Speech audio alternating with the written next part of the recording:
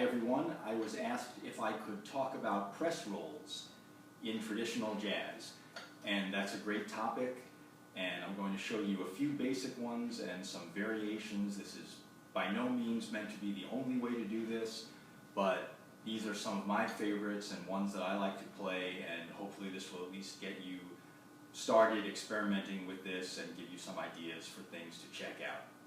So I think the most basic one to start with is going to be 4 beats with the right hand, and with the left hand a little buzz on beats 2 and 4, just so.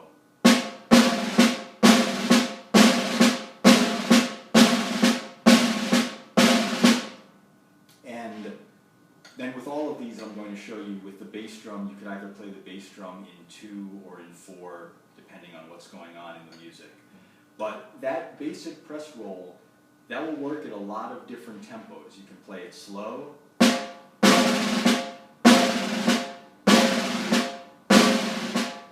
it faster,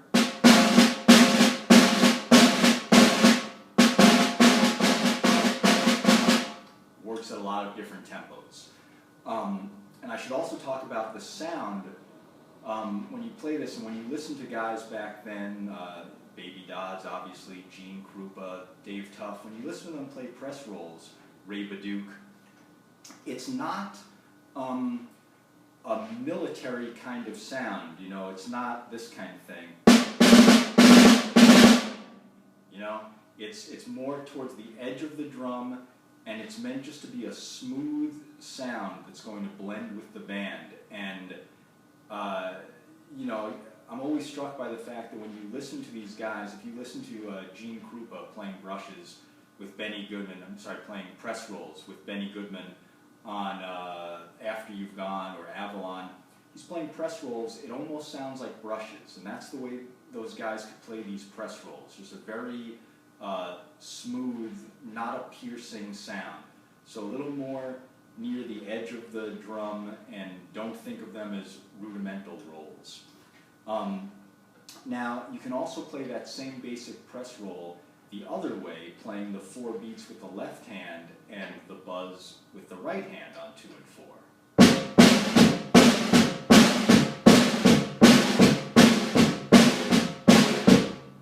And different guys would do it in different ways. Krupa would play the buzz with his left hand and the quarter notes with his right hand.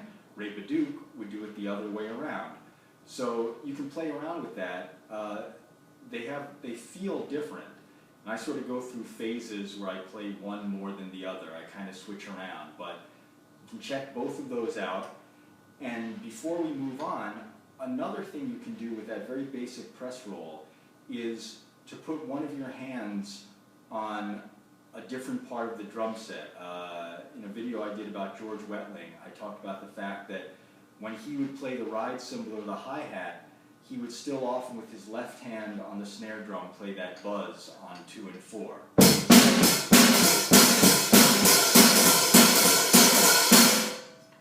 And that's sort of a cool way of keeping that going, and a lot of guys did that actually.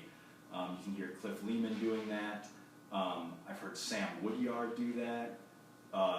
Jake Hanna used to do that a lot. So that's a cool kind of thing. And again, not like just a light sort of thing that's going to blend with the band that you may not even realize someone's doing that, but it's in there. Kind of like feathering a bass drum. It's just in the mix.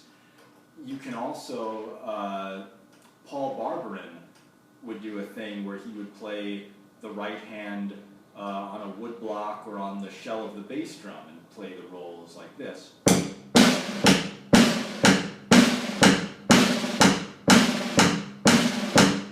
That's another cool thing you can do. Likewise, if you're doing the version where you're playing the 4 quarter notes with your left hand, this sort of omits the roll, but if you keep that going while you play on the cymbals or the hi-hat and you get that quarter note thing with your left hand on the snare drum,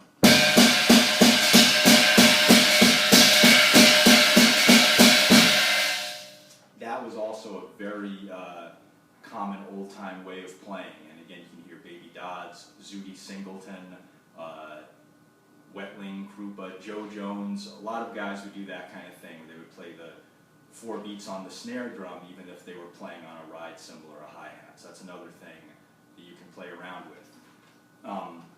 Also, if when you go to play these rolls on the snare drum, if you're missing the sound of the cymbals, you can do a thing that Nick Fatool would do a lot, where you just splash the hi-hat cymbals together on 2 and 4.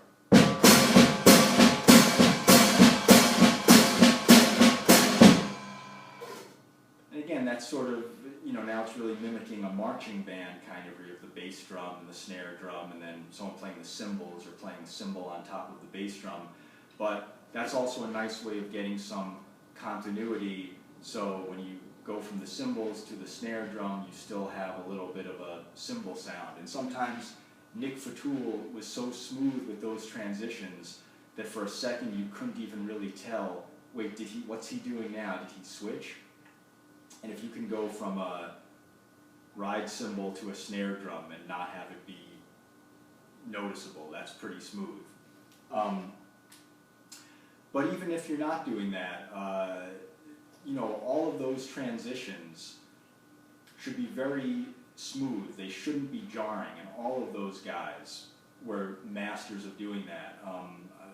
There's a recording of Baby Dodds, a live version of China Boy that he plays with Sidney Bechet in the mid-40s, and he doesn't have a hi-hat at all, but the same thing.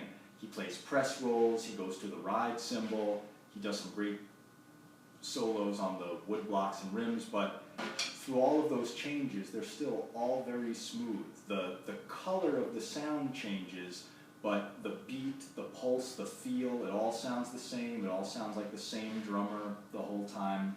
So those are some things to check out. Now, so the next step, if you wanted to just fatten up that roll a little bit, you could do the roll with both hands together. So going back to the first one, 4 beats with the right, the buzz on 2 and 4 with the left. Now we're going to keep the left hand the same. We'll also put a little buzz with 2 and 4 on the right hand. So the right hand's going to be playing.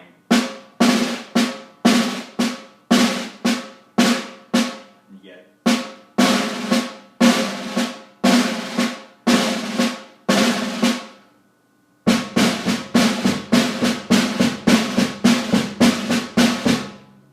So that's just a way to fatten up the sound a little bit. That's actually probably the one that I use the most. It's just a little bit different because you got that little extra buzz. So I'll do the first one and then I'll go into this one where both hands are playing the roll.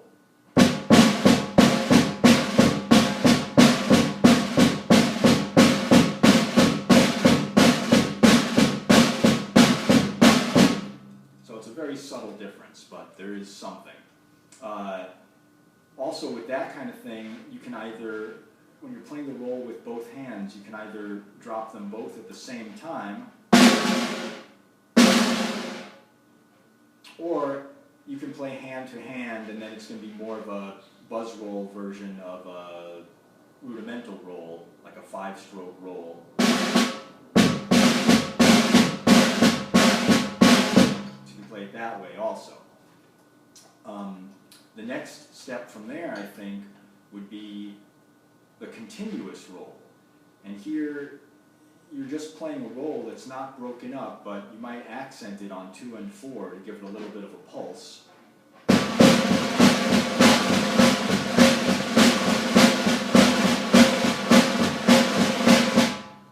So that's a real nice effect. And again, Baby Dodds was a master of that. George Wettling would play that one a lot too. You can hear him do that on a lot of recordings. That's a really nice one. And you can even go from the regular press roll into that continuous roll if you want to build a little bit. You can play.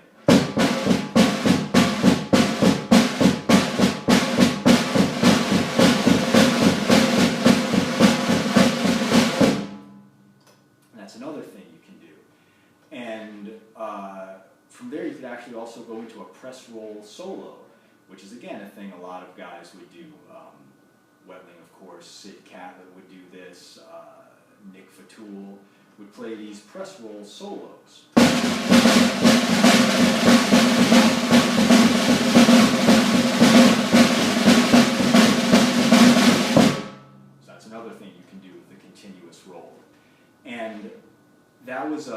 buzz roll based on eighth notes, but if the tempo is a little slower, you could do the same thing, a continuous roll based on triplets.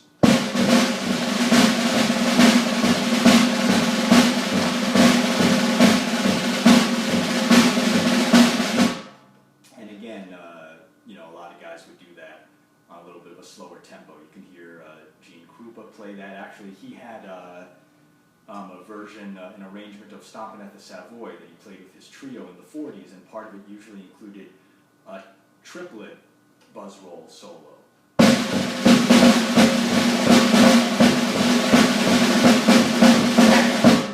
So that's another way of playing that continuous roll. When you get to slower tempos,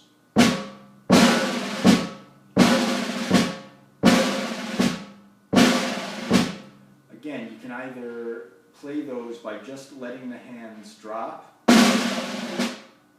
and just controlling the rebound. It's not a real mathematical breakdown, but you're controlling the rebound so it's in time until the next beat.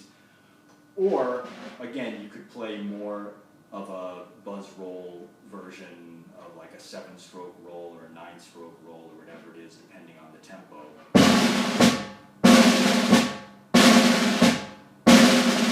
Sometimes that may start on one hand and end on the other hand, depending on the tempo.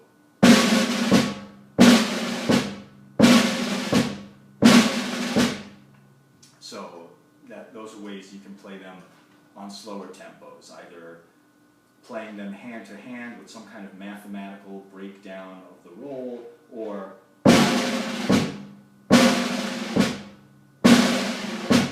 just letting the hands drop. And I tend to come in towards myself on 2 and 4 and out on 1 and 3. I've just seen different guys do that. You can also, you don't hear this too often, but Cliff Leeman would sometimes play the continuous press roll at a pretty slow tempo.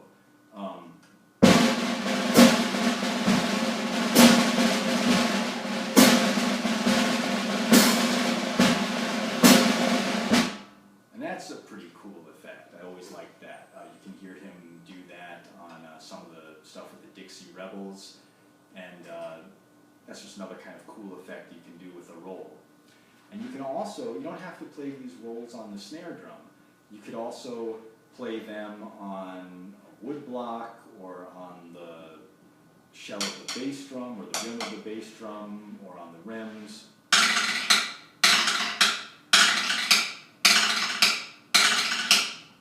And again, Baby Dodds, George Wettling, you can hear them all doing that. It's also a recording I like a lot, the great Cy Frazier on drums, playing with George Lewis, Don Ewell, and Jim Robinson. It's called Reunion, and you can hear him do some great rolls on the wood block and things there. And you can also play these rolls on the hi-hat, closed hi-hat. Ben Pollack would do this a lot, sort of the continuous roll on the closed hi-hat.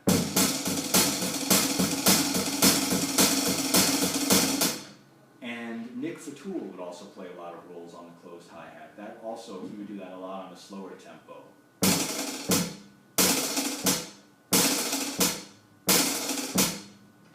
That's another good effect that you can do with the rolls.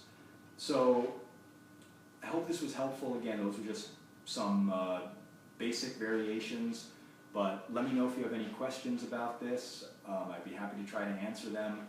And again, just listen to the great drummers. Listen to Baby Dodds and Krupa. Listen to Ray Baduke with Bob Crosby. Some other, probably for me, the main guy I checked out for press rolls, like so many things, was probably George Wettling. And some recordings that he did that I really was influenced by in that regard. Things with Eddie Condon in the 30s. I mean, everything he did with Condon is great, but for a lot of press rolls, the stuff in the 30s, like Strut Miss Lizzie, A Good Man Is Hard to Find, all that stuff. You hear a lot of good press rolls. Also the things he did with Wild Bill Davison, 1943, That's a Plenty, Panama, all those sessions, great. And also Bud Freeman Trio with Jess Stacy on piano and George Wettling, 1938, You Took Advantage of Me, Three Little Words. They did a whole bunch of stuff, lots of great press rolls on there and examples of ways to do it. And later on, Wettling wasn't playing press rolls too much, but he would still do those continuous rolls once in a while, usually under clarinet solos. He plays one behind Edmund Hall on the Eddie Condon recording Dixieland, and there's a live Eddie Condon and Wild Bill Davison recording live in Miami Beach, 1955. He plays one of those triplet continuous rolls under Pee Wee Russell there. So that'll hopefully give you some stuff to check out.